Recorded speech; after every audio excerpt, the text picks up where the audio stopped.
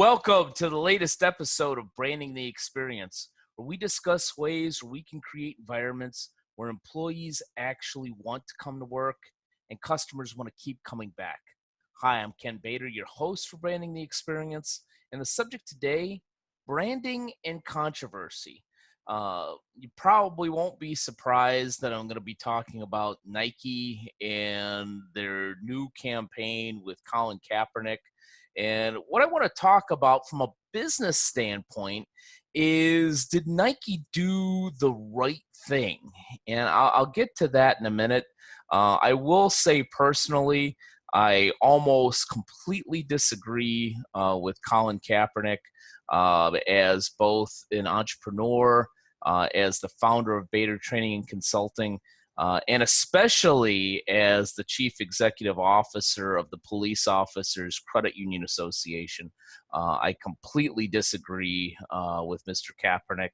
And as a consumer, I don't like that Nike has used Colin Kaepernick as a spokesperson or figurehead and is aligning themselves with that message. And I'll get back to that as well.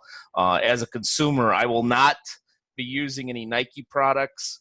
It actually upsets me quite a bit. This is my favorite pair of athletic shorts, and now I can't wear them. I have to throw them out. Maybe I can get a black Sharpie or something and at least fill in that logo or tear it off or something, because now that's close to worthless for me as a consumer, because I will not support that. But from a business standpoint, it was a very, very bold move, whether you like it or not, and I certainly don't.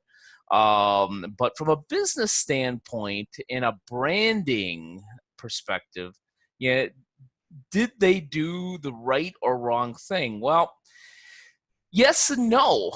When it comes to branding, and we talked about brand associations before, that when you hire a spokesperson or align yourself with another brand, in this case Nike aligning themselves with the brand of Colin Kaepernick, yeah, you're intertwined.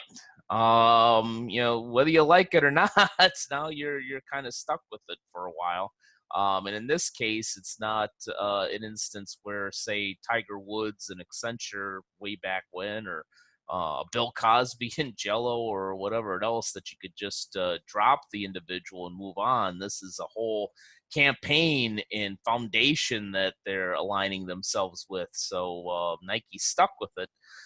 Certainly has put Nike in the forefront there.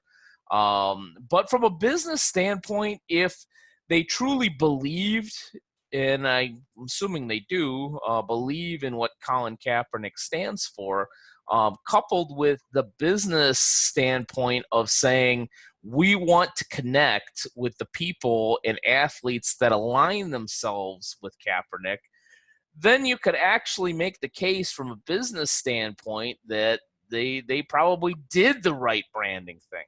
I don't know what type of research or decision making they went into before they embarked on this.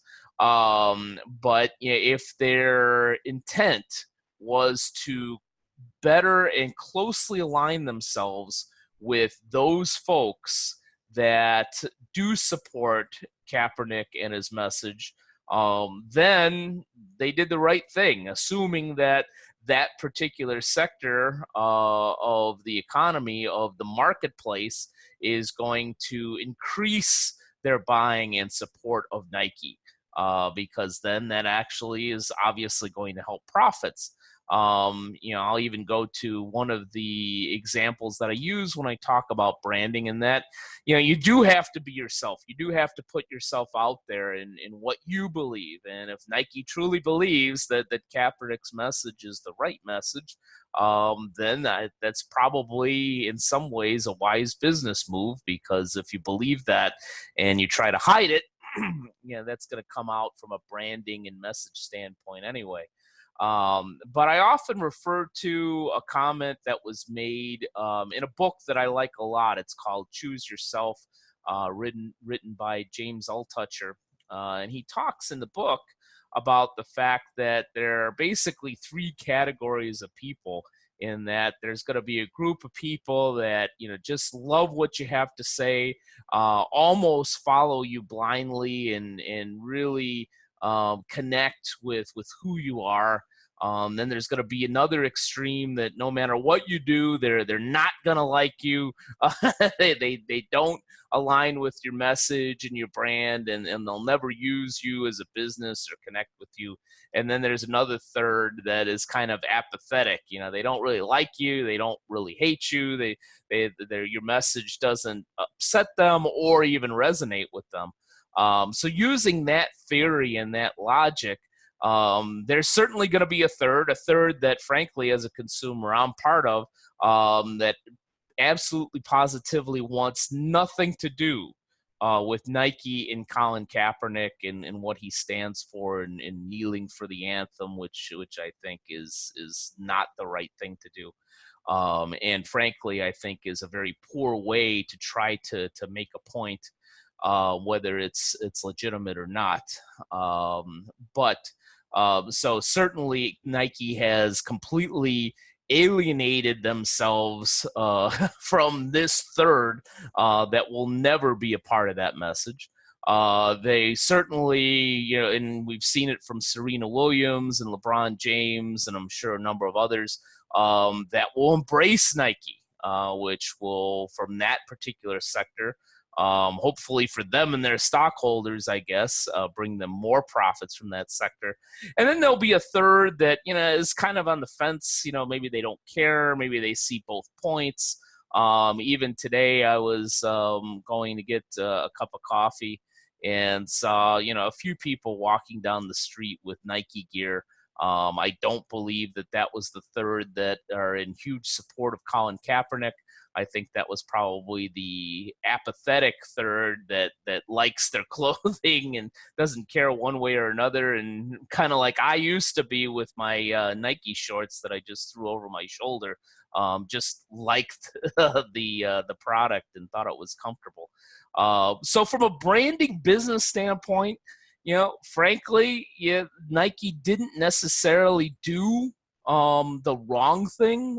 There are some branding tenets there that do make sense. And you could even argue that it's possible that even the stock price that's gotten hit, that will eventually blow over. And at the end of the day, in terms of stockholders, what they really care about is the bottom line.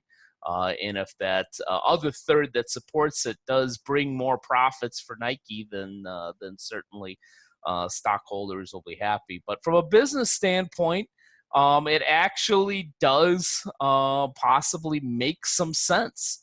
As hard as that is for me as a consumer to talk about. I will say this in closing. I already mentioned that as a consumer, as an entrepreneur, and as the CEO of the Police Officers Credit Union Association, I completely disagree with Colin Kaepernick's foundation.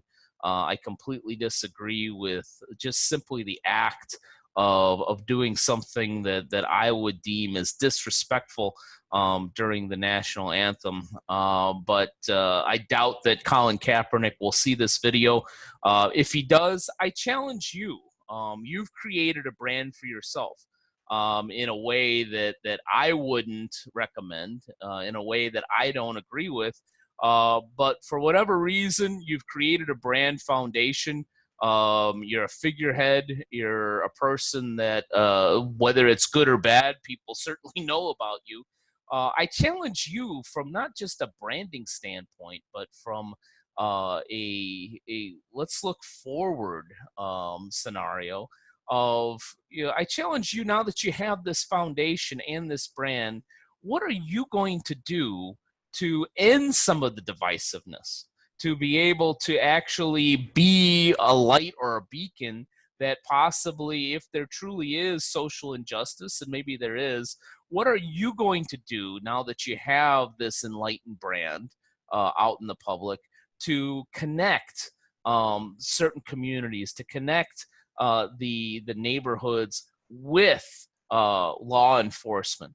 Because I think the answer to this is not more divisiveness. It's not more violence. It's finding a way to make positive change where law enforcement and the communities are more aligned with each other in a positive way. I personally don't like hearing, whether it's black, white, or any other color, race, or creed. I don't like hearing about young kids being shot by anybody in a neighborhood, especially when they're good young kids that could eventually be a huge part and contributor to society. So, Colin, using your foundation, if you can do something positive rather than just simply kneeling, but do something positive with your found fame and this foundation that you have to bring people together, that's my challenge to you. And maybe if you came out and said something to the effect of, maybe it's time to start standing for the national anthem and talking about solutions, maybe people like me would go from that 1/3 that are completely against you to maybe seeing some value in, hey, if we can bring people together and also not disrespect our flag and our anthem, then maybe there's some things that really positive that could be done within law enforcement in our communities. But thank you for spending some time with me today. Thank you for listening to what may have been a little bit of a rant, but appreciate your your attention, and thank you for watching Branding the Experience. And as always, here's hoping that in your unique business that you're branding the experience at a very high level in your particular organization. Take care.